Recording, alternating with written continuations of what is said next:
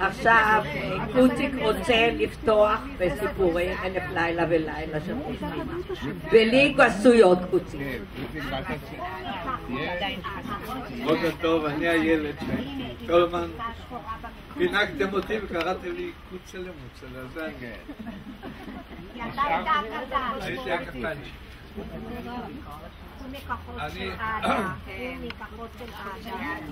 חבר'ה, מי שירצה להתראיין ולספר סיפור על משפחתו, על דבר פיקנטי, אנחנו מחפשים, לא מחפשים היסטוריה, איך עבדו בשדות ואיך קצרו את זה, זה לא מעניין.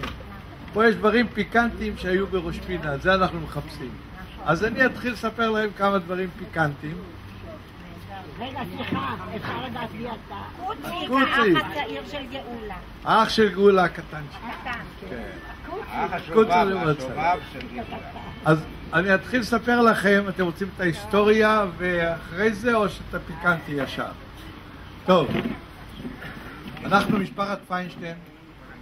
יש סרט, אם תיכנסו ליוטיוב, תראו סרט ראש פינה ויש את כל ההשתלשלות של העלייה הראשונה של המשפחה שהסבא הגיע מרוסיה. אבא שלו היה שוחט של זלמן שניאור מלאדי וחטפו אותו בגיל 14 לצבא הצארי, זה הכל בסרט, תראו. והוא גידלו אותו שם ואחרי זה, זה הסבא והסבתא, אחר כך תראו. בקיצור, הוא נלחם במלחמת קרים ולקחו אותו בשבי. לקחו אותו בשבי והוא הגיע לצרפת. בצרפת הצרפתים שלחו אותו לרגל, היות ובנו את הצוללת הראשונה בסן פיטרסבורג. ואז שלחו אותו בתור רוסי לרגל, והוא הביא את האינפורמציה, ואז שלחו אותו, רצה, מה אתה רוצה לעשות רביעית? הוא רוצה לעלות לארץ ישראל.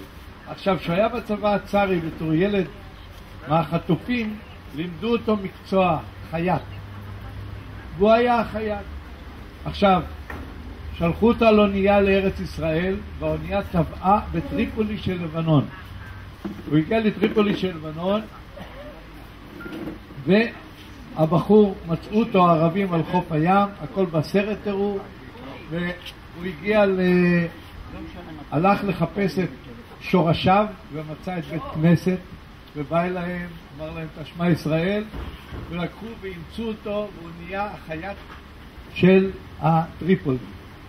הכל אני מדבר איתכם על שנת 1870, זה פלוס מינוס.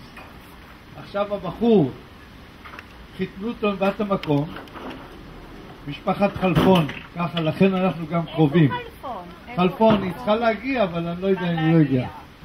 היא אמרה שהיא תגיע. בקיצור, חיתנו אותו עם הילדה, עם הכלה, עשינו חתונה, ואחרי זה הוא אימץ את שלושת הילדים. את שרה בת 8, ילד, האח הקטן יותר, היה רחמים, והיה יעקב. שלושתם הוא אימץ אותם 8, 6, 5. והילדים של האחיה של אשתו. היא הייתה הכרה והיא לא יכלה ללדת ילדים, ואז הוא גידל את הילדים בתור הילדים שלהם. הילדה היא לא יכלה ללדת, הילדה גדלה והיא הייתה בת 14. הוא התחרמן עליה ובינתיים הוא התחיל איתה, ואשתו תופסת אותו בתוך המעשה ומנסה להרעיל אותו, את הסבא מנסה להרעיל אותה ואותו. אז הוא מתגרש מאשתו, לוקח את הילדה ואת שני האחים שלה, מתחתן עם הילדה, זאת השרה המפורסמת של ראש פינה, הסבתא שלנו, מעל הבית הבד, והוא מביא את שני הילדים איתה לראש פינה. קודם באו לשפרעם, אחרי זה הגיעו לראש פינה, והוא אחד המייסדים. הוא הגיע בשנת 79, 80, ואז נולדו לו 10 ילדים. שתבינו, אם אתם זוכרים את השמות שלהם, יוסף פיינשטיין, דוד פיינשטיין, משה פיינשטיין, היה אברום, אם אתם זוכרים, רבקה גרבובסקי, מרים אסבני, והיו 2 שנסעו לאמריקה, רגינה ורחל, שהתחתנו עם משפחת זרחיה. עוד מאז התחתנו, לא עכשיו, אני אומר לכם, בשנת המאה ה-19, לא המאה ה-20.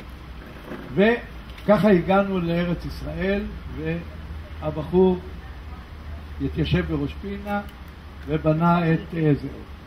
זה אחד הסיפורים שתדעו את הרקע. איפה מיקי?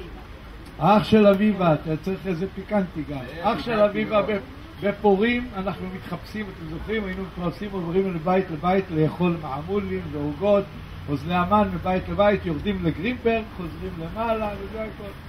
אח של אביבה, ישראל התחפש לילדה בהיריון, לאישה בהיריון.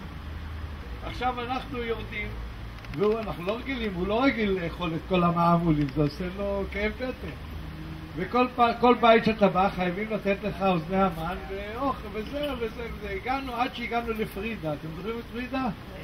פרידה שטיינר של טיבי.